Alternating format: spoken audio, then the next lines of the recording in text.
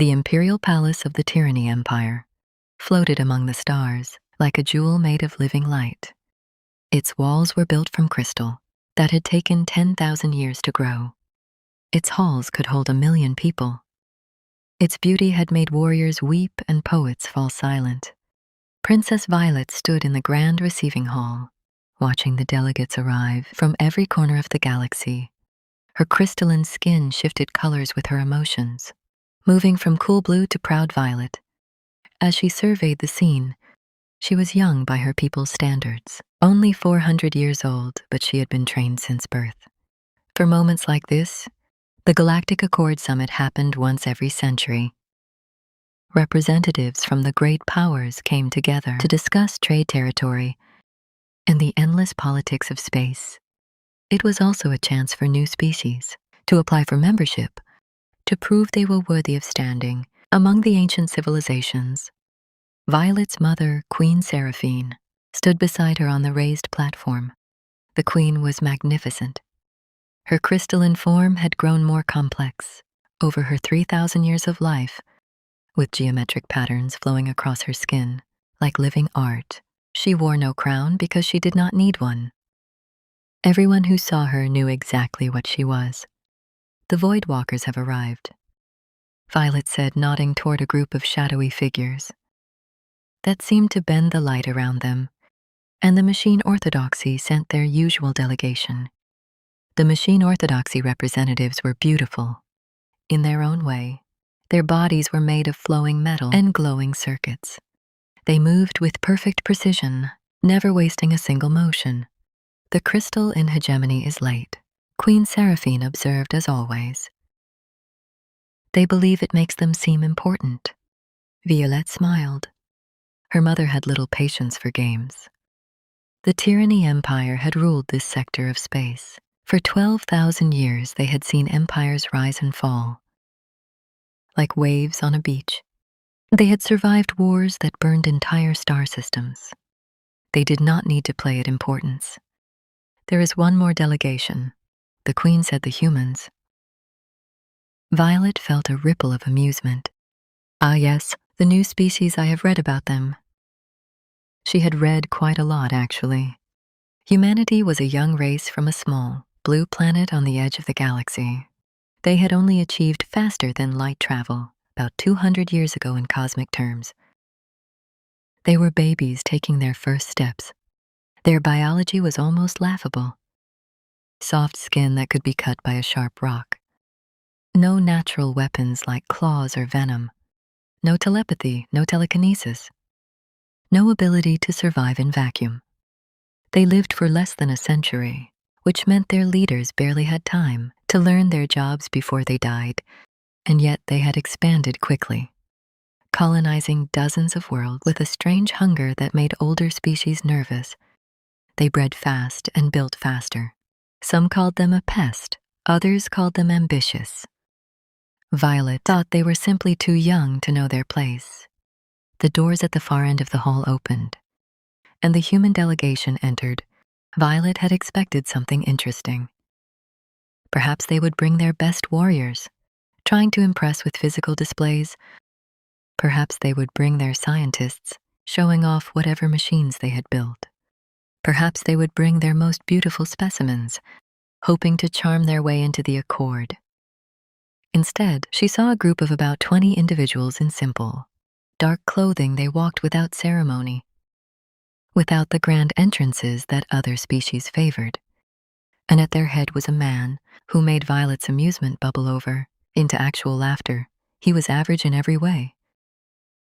Medium height, medium build, with dark hair going gray at the edges. His face was plain and forgettable. He wore a simple suit without any medals or decorations. He walked like someone going to buy groceries, not someone entering the most important political gathering in the galaxy. Violet tried to control herself, but a small laugh escaped her lips. The sound carried in the quiet hall, and several nearby delegates turned to look. "Mother," she whispered, not bothering to hide her smile. "Surely this is a joke. The humans sent a clerk to negotiate their admission to the Galactic Accord. Did they not understand the importance of this summit? Queen Seraphine said nothing.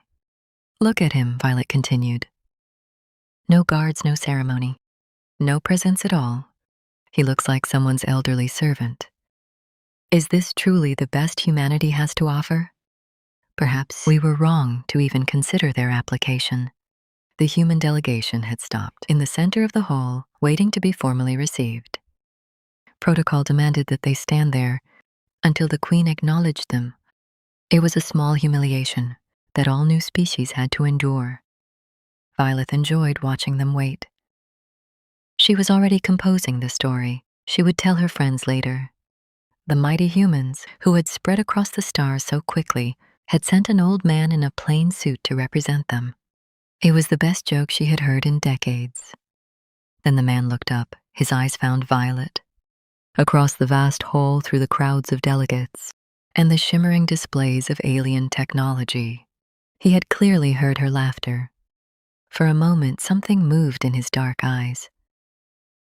Something that made Violet's smile falter for just a heartbeat. Then he smiled politely and bowed his head in respect. James Shawn, the herald, announced, reading from the official documents, Earth representative, speaker for the Human Coalition. Violet turned to make another joke to her mother, but the words died in her throat. Queen Seraphine's crystalline skin had shifted to a color Violet had rarely seen. Deep violet shot through with threads of black. The color of fear, the color her mother had shown when the Devour swarm had threatened their borders. The color she had shown when the Voidwalkers had declared war 3 centuries ago. The Queen was afraid of this man. This small, ordinary, forgettable man in his plain suit? Mother Violet asked, confusion replacing her amusement. What is wrong, Queen? Seraphine's hand closed around Violet's arm. With surprising strength, her grip was hard enough to leave marks on Violet's crystalline skin. You laughed at him, the Queen said, her voice low and tight, in full view of every delegate in this hall. Yes. But come with me now, Mother. The summit can wait. The Queen was already moving, pulling Violet toward a side door, that LED to the private chambers. There is something you need to know. Something I should have told you long ago. Violet looked back over her shoulder as her mother dragged her away. James Chun was still standing in the center of the hall, still smiling that polite smile. The other human delegates had gathered around him, speaking quietly among themselves. As Violet watched, one of the Voidwalkers approached the human group. These were beings that existed partially outside normal space, creatures that had terrified the galaxy. For millions of years they bowed to no one. The Voidwalker bowed to James Chun, though it was a small bow, barely more than a nod, but Violet had never seen a Voidwalker show respect to anyone. They considered themselves above all physical beings, beyond the petty concerns of lesser creatures. James Chen returned the bow with the same polite smile he had given Violet, as if a gesture from an elder god was nothing special. As if this happened every day, Mother Violet said as they reached the door. Who is that man? Queen Seraphine pushed her through the doorway. Before answering that man, she said, is the reason we still exist. And you just laughed at him in front of the entire galaxy. The door closed behind them, cutting off Violet's view of the hall. But she could not shake the image of James Chen's eyes meeting hers across the room. That brief flicker of something ancient and terrible, hidden behind a school teacher's smile. For the first time in her 400 years of life, Princess Violet felt truly small. Queen Seraphine's private chambers were deep within the palace, protected by walls that could survive a nuclear blast, and shields that blocked all forms of scanning. This was where the real business of the Empire happened. This was where secrets lived. Valeth had been here many times before. She had sat in these chairs, while her mother taught her about politics and war, about the delicate balance of power. that kept the galaxy from tearing itself apart. She had thought she understood the shape of the universe. She was wrong. Sit down. Queen Seraphine commanded. Violet sat. She had never seen her mother like this. The queen was pacing back and forth, her crystalline skin flickering through colors so fast that Violet could not read them all. Fear, anger, worry, and something else. Something that looked almost like awe. You laughed at him, the queen repeated. In front of everyone, he's just a human. Violet said, though her voice was less certain now. A young species barely out of their cradle. What could possibly? Tell me what you know about the devourer swarm. The question caught Violet off guard. The swarm, they were a danger 40 years ago. A species that consumed everything in their path. They had destroyed hundreds of civilizations before they reached our region of space. And then they left. They changed direction and moved toward the galactic rim. No one knows why it was considered a miracle. Queen Seraphine stopped pacing. She looked at her daughter with eyes that held thousands of years of memory. It was not a miracle, she said. It was humanity. Violet felt her confusion grow. That is impossible. 40 years ago, humans had barely colonized a dozen worlds. They had no significant military. They were nothing. They were nothing. The queen agreed, and nothing stopped the swarm. She moved to a control panel hidden in the wall and pressed her hand against it. The room's lights dimmed, and a holographic display filled the air between them. It showed a star map with one small planet highlighted in blue. This world was called New Melbourne. The queen said, a human colony on the edge of their territory, 300,000 people, farmers, miners, families, no military base, no strategic value, just ordinary people trying to build new lives. I have never heard of it. No one has. That is by design. The queen's voice was heavy.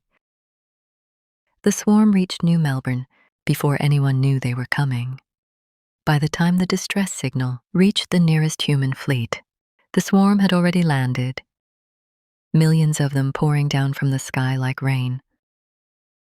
The hologram changed, showing images that made Violet's stomach turn.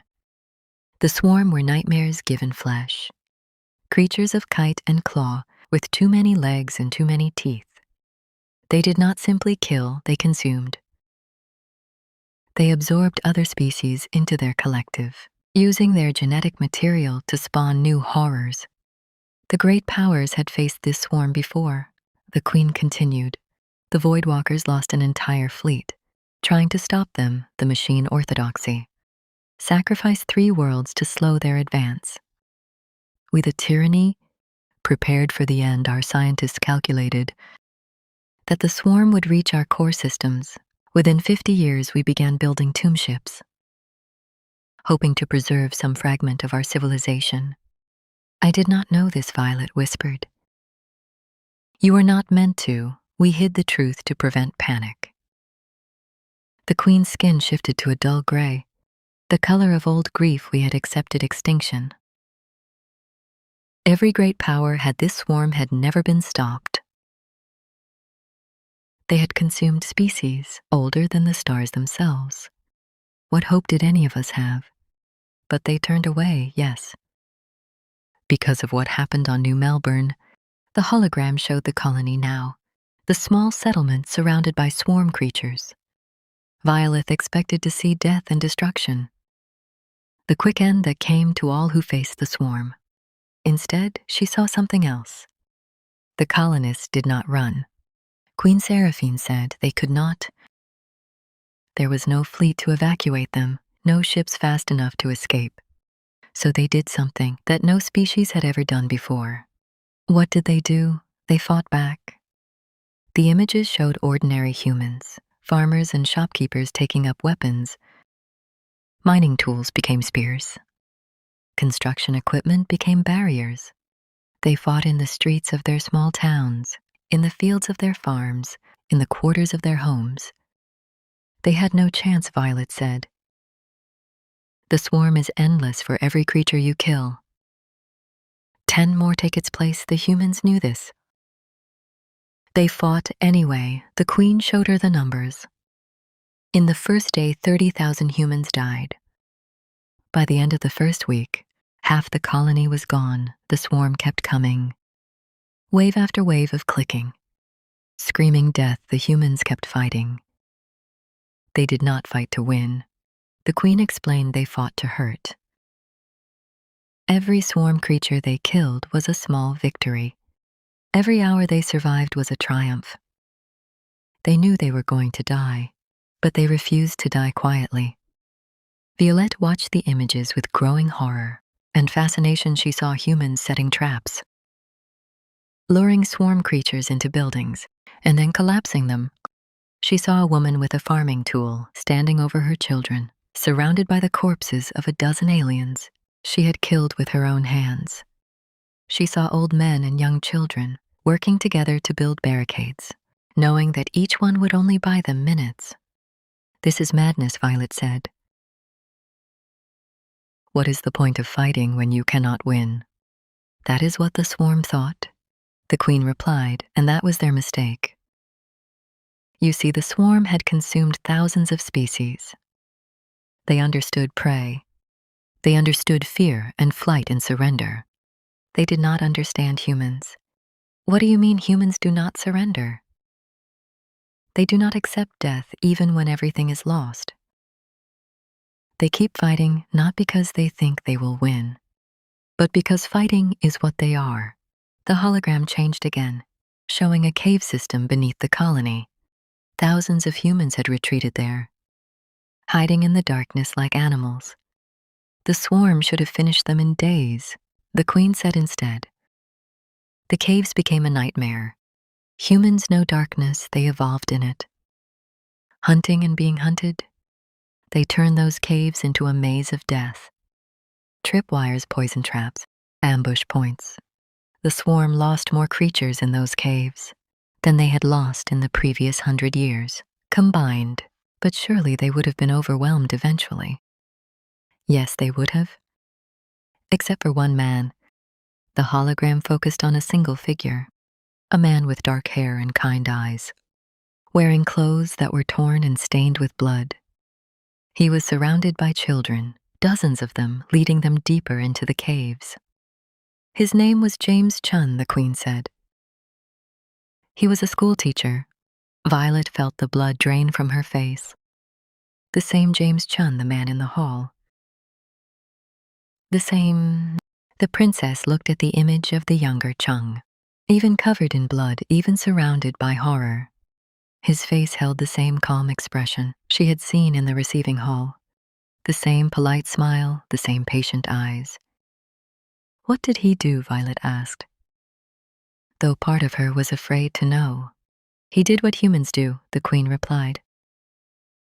He found a way to win, and he changed the course of galactic history. She touched the control panel, and the hologram froze on Chun's face. A face that looked like it belonged to a librarian or a grandfather, a face that hid something terrible. "What I am about to show you," Queen Seraphine said, "is classified at the highest level. Only the rulers of the great powers know the full truth. After today, you will carry this secret for the rest of your life." Violet nodded, unable to speak. "Good," her mother said. "Then let me tell you about the day a school teacher killed a god." The hologram showed the caves beneath New Melbourne in terrible detail. Miles of tunnels carved by ancient water, now filled with darkness and death. This was where the last survivors of the colony had retreated. This was where James Chun had made his stand. When the surface fell, Queen Seraphine began.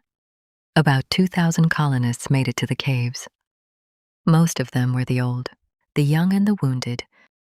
The fighters had died, buying them time to escape. Violet watched the hologram shift, showing small groups of humans moving through the underground darkness. Their faces were hollow with fear and hunger, but they kept moving. Chun had been a school teacher before the attack. He taught young children ages 6 to 10. When the swarm landed, he gathered his students and LED them to safety. By the time he reached the caves, he was protecting 212 children. 212, Violette repeated. How did one man keep so many children alive? He did not sleep for the first month. Intelligence reports say he slept less than 2 hours a night. He organized the other adults into teams. Some gathered food fungus and underground water, some watched for swarm scouts. Some cared for the sick and injured. And Chun hunted the hologram showed night vision footage. Recovered later from human helmet cameras, Chun moved through the dark caves like a ghost. He knew every tunnel, every crack, every hiding spot. When swarm scouts found their way underground, he killed them. He had no military training. The queen said he learned to kill the swarm by trial and error. He studied their bodies, found their weak points. He taught himself to move without sound, to strike without warning, to disappear before others could respond. Violet watched Chan in the footage. He used simple weapons, a knife made from mining equipment, a club of solid rock he attacked from behind. From above, from the shadows. Each kill was quick and brutal. The swarm sent more scouts. Then they sent hunters, specialized creatures, designed to track prey through any terrain. Chun killed them too.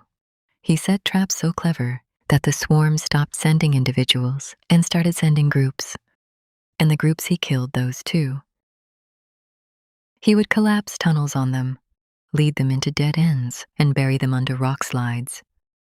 Poison their water sources with chemicals from the mining equipment. The caves became a place of death for the swarm. The numbers appeared on the hologram. In 3 months, Chun had personally killed over 400 swarm creatures. He had helped organize the deaths of 2,000 more. The caves that should have been a tomb became a fortress, but it was not enough. The queen continued. The swarm is patient.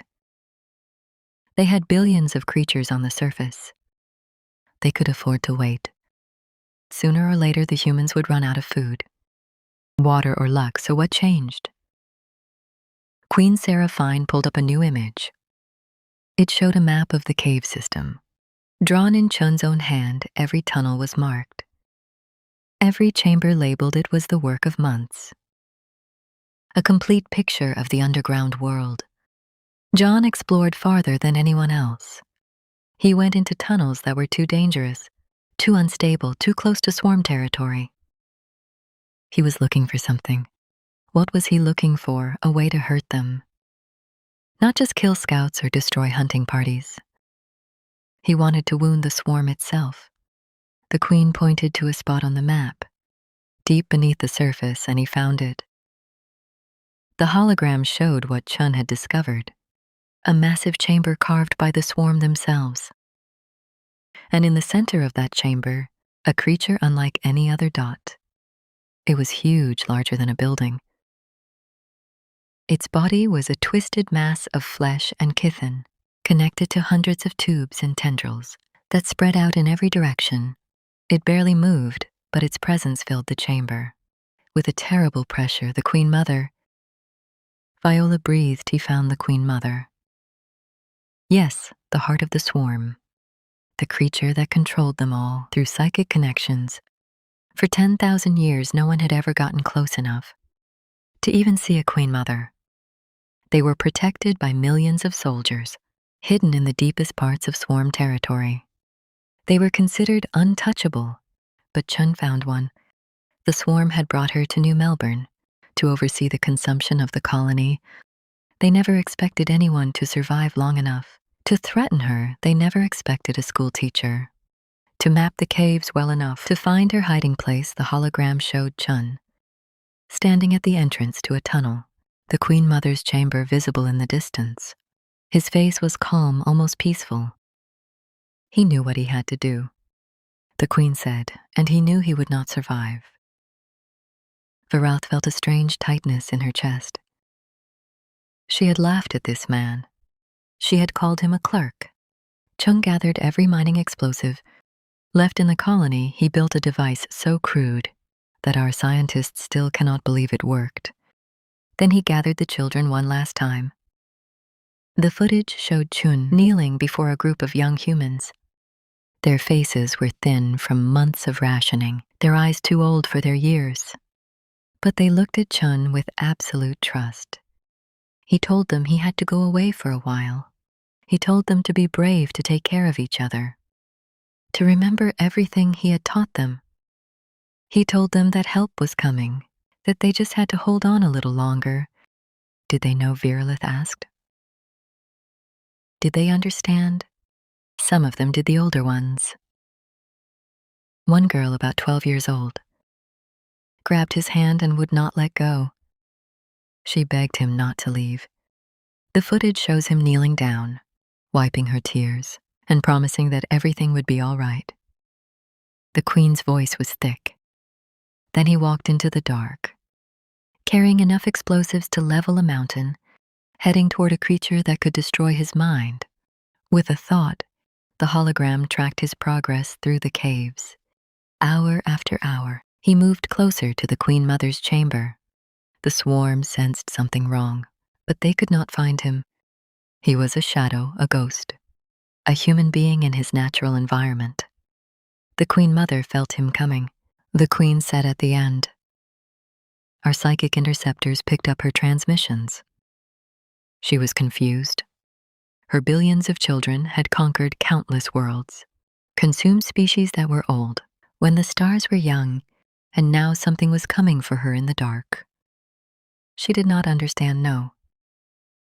She had never encountered anything like a human before, a creature that would walk willingly into death, a creature that felt fear but did not obey it, a creature that killed not for food or territory, but for love. The final footage was recovered from a camera that somehow survived the explosion. It showed Chun entering the Queen Mother's chamber. The creature turned toward him, her massive psychic presence crushing down like a weight. Chun smiled at her. Then he triggered the explosives. The blast killed 3 million swarm organisms. Instantly, the Queen said. The death of the Queen Mother sent a psychic shockwave through the entire swarm network. For weeks, they could not coordinate. They could not think clearly. They wandered in circles, attacking each other, dying by the millions, and the children. A human fleet arrived 6 days after the explosion. They found 212 children in the caves, organized and calm, exactly where Chun had left them. The older ones had taken charge, following his instructions to the letter. Not one child had been lost. Viralith stared at the frozen image of Chun's smile, at last moment before the fire consumed everything. But you said he survived, she said. How, we do not know. The Queen shook her head 3 days after the explosion. Rescue teams found him, walking out of the burning ruins of the Queen Mother's chamber. He was carrying her skull. He was burned over most of his body, barely alive. The doctor said he should have been dead 100 times over. What did he say? Nothing. He walked straight to where the children were waiting, sat down among them, and began reading them a story. He did not stop until he was sure every single one was safe. Queen Seraphine turned off the hologram. The room seemed darker now, smaller. That is who you laughed at today, she said. A man who walked into hell and came back carrying a god's skull. A man who killed the unkillable. A man who saved not just those children, not just that colony, but every civilization in the galaxy. Violet could not speak, and he did it all. The Queen finished, because he was a teacher and those were his students. And he would burn down the universe before he let anything hurt them. Violette sat in silence for a long time. The weight of what she had learned pressed down on her like a physical force. She had lived for 400 years, and in all that time she had never felt so small. I still do not understand, she finally said. One man.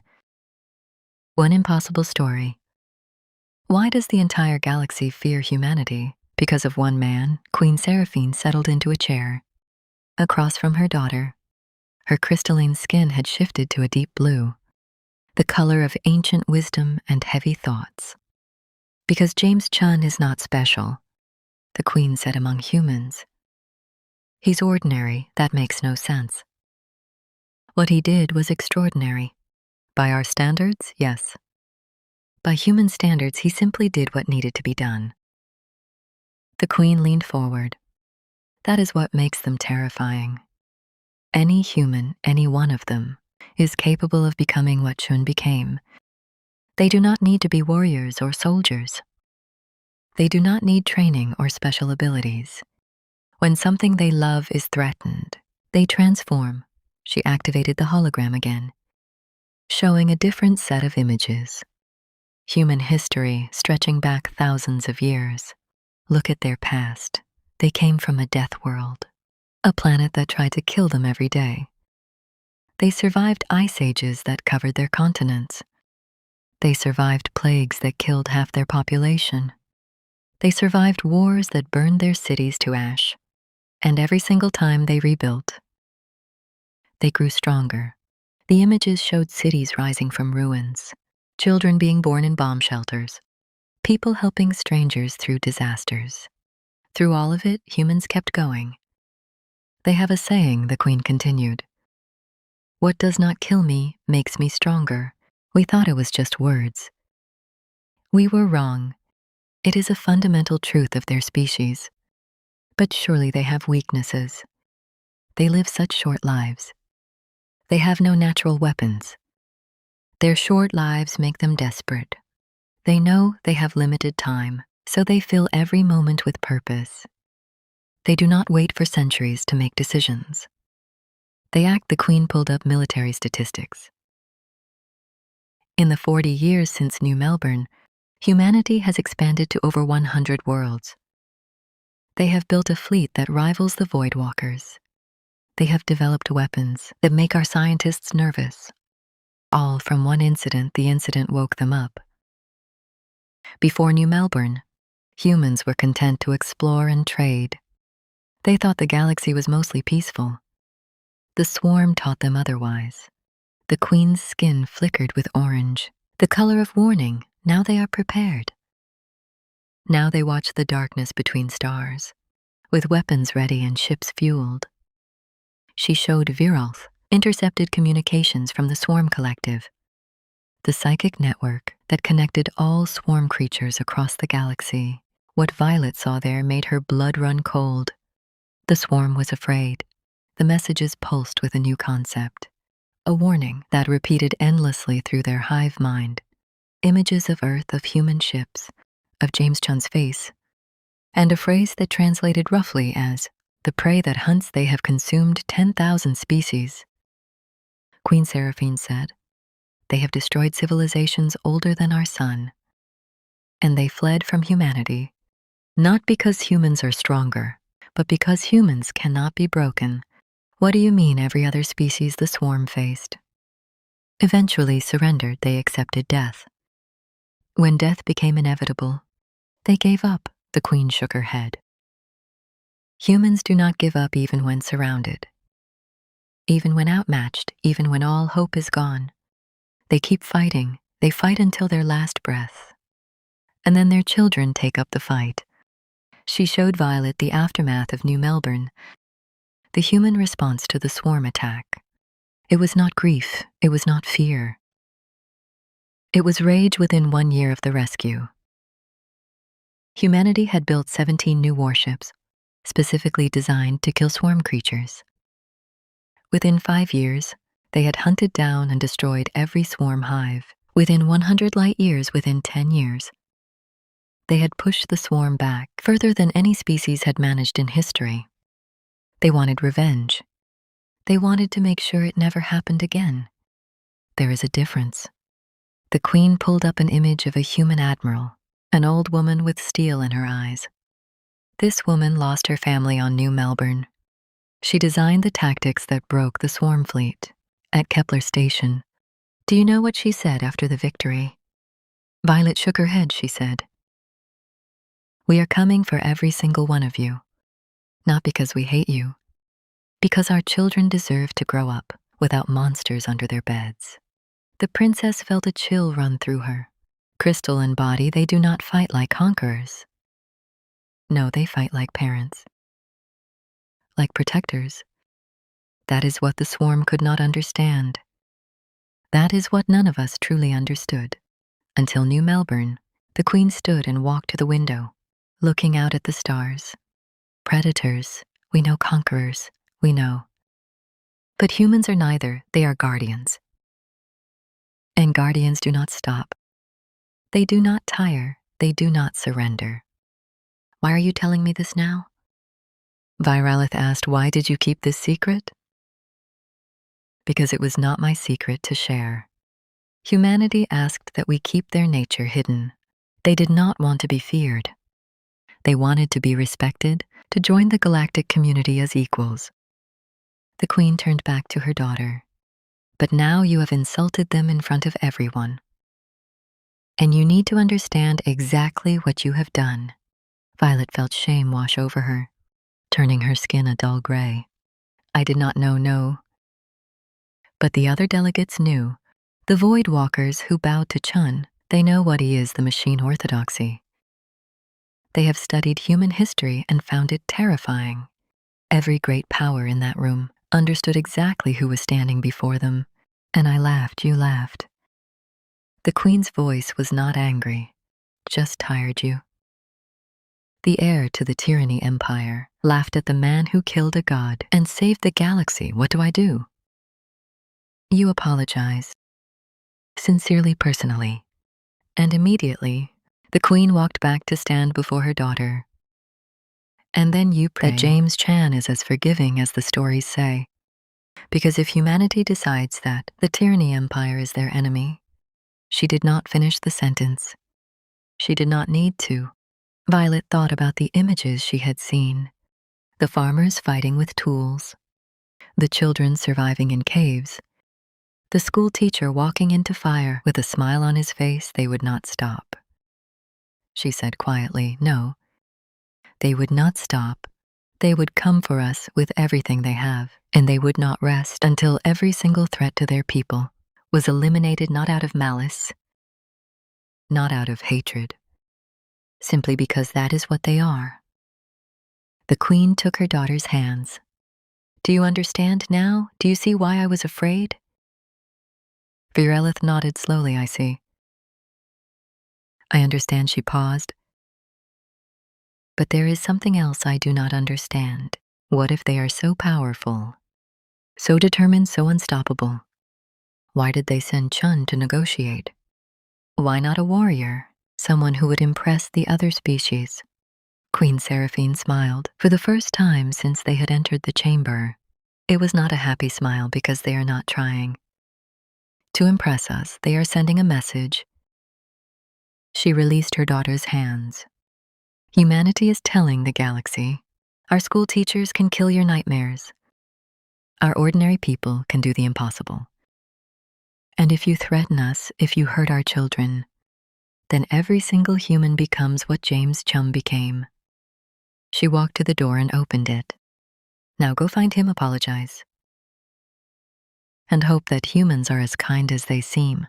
Violet stood on unsteady legs. She thought about Chun's polite smile, his calm eyes, the gentle way he had bowed despite her mockery. You said he came back for the children, she said after the explosion. He came back to read them stories. Yes, that is not the behavior of a killer. No, the Queen agreed. That is the behavior of a teacher. And that is why humanity is the most terrifying species in the galaxy. They are not monsters. They are parents and teachers and farmers who become monsters when they have to, and then become gentle again when the danger passes. She gestured toward the door. Go. The summit will continue tomorrow, but tonight you need to face what you have done. Violet walked out of the chamber, her mind full of fire and shadows, in the image of a smiling man walking willingly into death. She had much to think about, and she had an apology to make. Violet found James Chun on the observation deck alone. The deck was a beautiful place, a platform of transparent crystal that jutted out from the palace into open space. Stars wheeled slowly past, ancient and indifferent. The galaxy stretched out in rivers of light, billions of suns burning in the endless dark. Chun stood at the edge, his hands clasped behind his back, watching the universe turn. He looked exactly as he had in the receiving hall. Ordinary, calm, forgettable. Violet stopped a few feet away, uncertain how to begin in 400 years. She had never had to apologize to anyone who was not royalty. She had never needed to, Princess Chun said without turning around. His voice was quiet and kind, the voice of someone used to talking to children. Lovely view, yes. It is Violet moved to stand beside him, keeping her eyes on the stars. I came to apologize for my behavior earlier. For laughing, Chun glanced at her with a small smile. I have heard worse, much worse. I did not know who you were. You still do not. The words were gentle, but they made Violet pause. My mother showed me the files. The classified history I know about New Melbourne. I know about the swarm, I know what you did. Chum was silent for a long moment. When he spoke, his voice was distant, as if he was talking to himself more than to her. The files show facts, numbers, dates. He shook his head slowly. They do not show what it felt like to hold a dying child in my arms while her parents screamed. They do not show the smell of burning flesh or the sound of swarm creatures eating their way through a barricade. They do not show the faces of the children, looking at me with complete trust, believing that I could keep them safe when I had no idea how I'm sorry. Do not be sorry for laughing. Be sorry for thinking you understood war because you read reports about it. He turned to face her and his eyes were no longer calm. They held something vast and dark, a depth of experience that made Violet feel like a child. Your people have ruled for 12,000 years. How many of those years were spent in real danger? How many times did you truly face extinction? Several times the Voidwalker Wars? The end during those wars. Did your civilians fight? Did your teachers and farmers take up weapons? Did your children hide in caves and learn to survive on fungus and darkness? Violet thought about it. No. Our military handled the threats. Our civilians were evacuated to safe systems. That is the difference. Chung looked back at the stars. Humans do not have safe systems. We have not had them for thousands of years. Our history is one long story of survival against impossible odds. We learned early that there is no one coming to save us. There is only us saving ourselves. That sounds exhausting. It is. For a moment, something like weariness crossed his face. When I was teaching on New Melbourne, I thought I had left all that behind. I thought I could just be a teacher, read stories to children, watch them grow up and become more than I ever was. His voice grew soft. I love those kids. Every single one of them, I knew their names, their favorite colors, their dreams. And then the swarm came, and then the swarm came. He smiled, but it was a sad smile, full of memories. I did not become a killer because I wanted to. I became one because there was no one else. Because those children trusted me, and I would have burned down the entire galaxy before I let anything hurt them. Viles felt something shift inside her. All her life, she had been taught that power came from armies and fleets and ancient technology. She had never considered that power could come from love. What happened to them, she asked? The children. Chen's face lit up with genuine warmth. They grew up, the oldest ones are in their 40s now. Some became teachers themselves. Some became soldiers, protecting others the way I protected them. Some became doctors, healing the wounds that war leaves behind. Do they remember you every year? On the anniversary of the rescue, they send me messages. Hundreds of them, they tell me about their lives, their children, their hopes. They call me Uncle James. His voice cracked slightly. That is worth more to me than any medal or title. That is why I keep going. Mirlith understood now why her mother had been afraid. Not because Chen was dangerous, though he was. Because he represented something the galaxy had never seen before. A species that fought not for power or territory, but for each other. A species where the most ordinary person could become the most extraordinary hero. May I ask you something, she said. Of course, the negotiations. The accord. What do humans actually want? Why are you here? Chun was quiet for a moment, considering his answer when he spoke. His voice was thoughtful. Same thing we have always wanted. A place where our children can grow up safe. A future where they do not have to hide in caves or fight monsters in the dark. He spread his hands, taking in the vast sweep of stars. We know we are young. We know we have a lot to learn. We would rather learn it as friends than as enemies. And if someone threatens you, if another swarm comes, then we will do what we have always done. We will fight, we will sacrifice. We will burn everything down if we have to. His eyes met hers, and she saw the fire that had killed the Queen Mother. But we would rather not. War is ugly. It breaks people even when they win. I would rather spend my remaining years reading stories to children than planning another battle. Remaining years, Violet remembered what she had read. About human lifespans. You are old by human standards. 73, I have maybe 20 years left. If I'm lucky, he shrugged. That is enough. Enough to see the next generation grow up. Enough to make sure we did not survive the swarm. Just to face a new war, he reached into his pocket and pulled out something small, a photograph old and worn. He showed it to Viriel, ETH. It was a picture of children, dozens of them arranged in rows. Smiling at the camera, they were thin and dirty, but their eyes were bright. Behind them stood a younger Chun, his arm around the shoulders of a girl with dark hair. This was taken the day after the rescue. He said, 212 children. Every single one made it. That is my legacy. Not the killing, not the fire. Just this, just them. Violet looked at the photograph for a long time.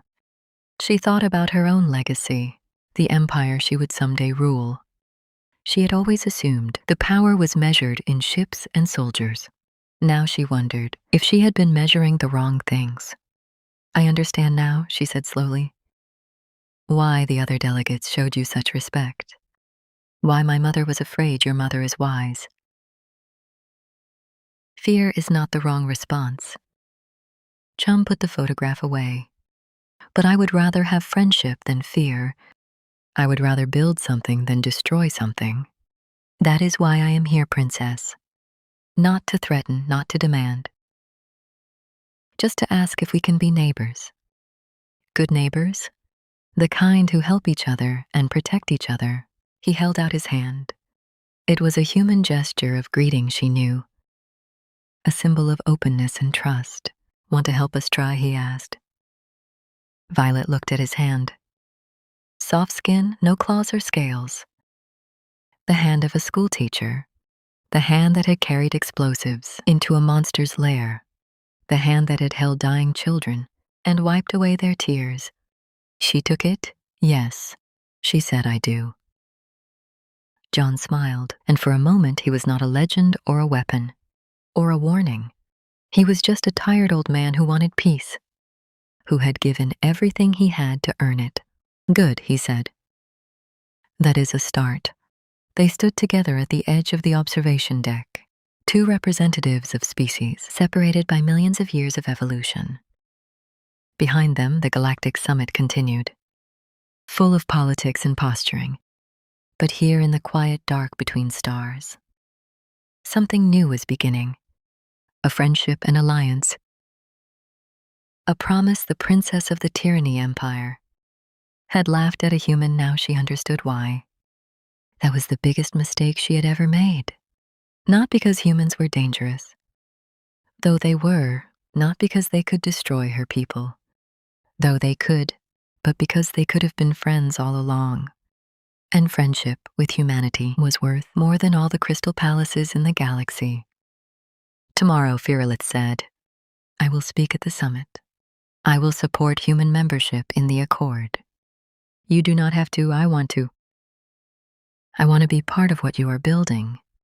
She squeezed his hand before letting go.